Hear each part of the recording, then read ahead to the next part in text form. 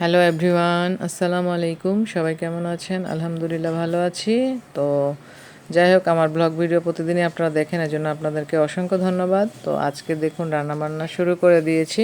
আজকে আমি শিমের বীজ দিয়ে মাছ রান্না করেছি, সেই টেস্টি হয়েছে। তো যাই হোক, আজকে রান্নাবান্নাটা আপনাদের সাথে শেয়ার করছি। তো যারা নতুন গৃহিণী আছেন বা ব্যাচেলর আছেন তাদের আশা করছি উপকারে আসবে। তো যাই হোক, আমি প্রথমে কিন্তু এই যে মাছ ভেজে নিই। এটা হচ্ছে কার্পু মাছ, আর এদিকে বীজ আর আলু সুন্দর করে ছুলে তারপরে পানি দিয়ে ধুয়ে রেখে দিয়েছি, পানি ঝরিয়ে। আর এদিকে সরাসরি আমি রান্নায় চলে গেলাম।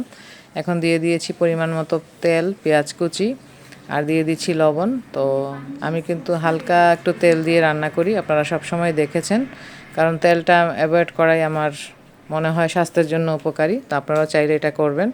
এখন দিয়ে দিলাম রসুন বাটা পরিমাণ মতো, দিয়ে দিলাম হালকা একটু জিরে বাটা। তো আমি সব তরকারিতে কিন্তু জিরে বাটা খেয়ে থাকি, আপনারা দেখেছেন। তো যাই হোক, হাতের কাছে পাওয়া যায় এমন সব মশলা দিয়েই কিন্তু আমি রান্না করি। এখন দিয়ে দিলাম হলুদ মরিচের গুঁড়ো পরিমাণ মতো। তো হালকা মশলাটাকে আমি কষিয়ে নেব পানি দিয়ে, কারণ মশলা যত কষাবেন তরকারির স্বাদ ততই কিন্তু বাড়বে।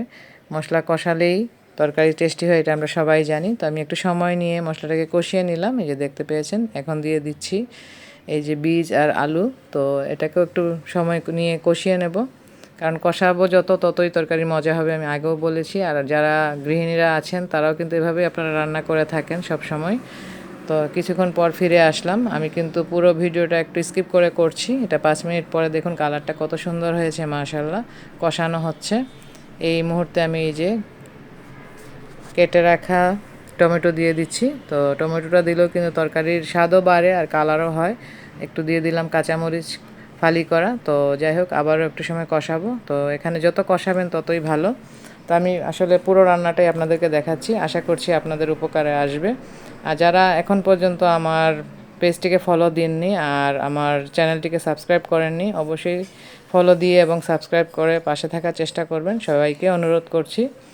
তো যাই হোক, কষাচ্ছি আর আপনাদের সাথে কথা বলছি, অনেক ভালো লাগছে। আর এদিকে দেখুন কষানো হচ্ছে। তো আমি একটু নেড়েচেড়ে দিচ্ছি বারবারই, কারণ যত কষাবেন ততই টেস্টি বাড়বে, আমি আগেও বলেছি। তো আমি অনেক সময় নিয়ে কিন্তু রান্না করি, আপনারা কিন্তু চেষ্টা করবেন এভাবে রান্না করতে। তো এখন যেহেতু কষানো হয়ে গেছে, আমি পর্যাপ্ত ঝোল দিয়ে দিলাম। যেহেতু গরম পানি ব্যবহার করি, তো আমি এখানে গরম পানি পর্যাপ্ত পরিমাণে দিয়েছি। আর এটা যেহেতু ভুনা ভুনা হবে, তাই আমি তেমন একটা পানি দেইনি। এখানে আমি 1 থেকে 1.5 কাপ পরিমাণ পানি দিয়েছি। তো ফিরে আসলাম আবার 5 থেকে 6 মিনিট পর। এখন ভেজে রাখা মাছটা দিয়ে দিলাম, কারণ মাছটা এখন দিলে অল্প সময় রান্না করলেই কিন্তু হয়ে যাবে আমার তরকারি রেডি। তো আমি একটু সময় নিয়ে কিন্তু রান্না করি, কারণ যত সময় দিবেন রান্নাবান্নায় ততই কিন্তু তরকারির টেস্ট হবে। তো যাই হোক, এই পর্যায়ে দেখুন আবারও 5 থেকে 6 মিনিট পরে ফিরে আসলাম। এখন ফালি করে রাখা কাঁচামরিচ দিয়ে দিলাম, আর দিয়ে দেব আমি কুচি করে রাখা ধনেপাতা, কারণ এখন শীতের সিজন, ধনেপাতা প্রচুর পরিমাণে পাওয়া যাচ্ছে। আর একটু ধনেপাতা দিলে তরকারির মজাই আলাদা হয়, একটা স্মেল হয় খুব সুন্দর। আর এভাবে ফালি করে রাখা কাঁচামরিচ দিলেও কিন্তু তরকারিতে একটা স্মেল হবে, খেতেও ভালো লাগবে, আর তেমন একটা ঝাল হবে না। আর আমরা এমনিতেও গুঁড়ো মরিচ খুব কম খাই, তো এই জন্য কাঁচামরিচের ফালিটা আমি দেই। তো দেখুন অলমোস্ট রান্নাটা কিন্তু হয়ে গেছে। তো যাই হোক, আমার এই রান্নাটা দেখে যদি আপনারা একবার ট্রাই করেন, আমিও খুব খুশি হব, আপনারা উপকৃত হবেন। আর সবাই রান্নাবান্না জানেন, তারপরেও বলবো যে আপনারা কিন্তু চেষ্টা করবেন যে এভাবে রান্না করতে, কম মশলা দিয়ে। এটা স্বাস্থ্যের জন্য খুবই ভালো হবে। তো অলমোস্ট দেখুন রান্নাবান্না শেষ, এখন আমাদের খাওয়ার পালা। তো আমি নিয়ে নিচ্ছি। তো দেখুন খাবারের লুকটা দারুণ হয়েছে না? তো যেহেতু দেখতে ভালো লাগছে, খেতেও কিন্তু খুবই মজাদার হয়েছে।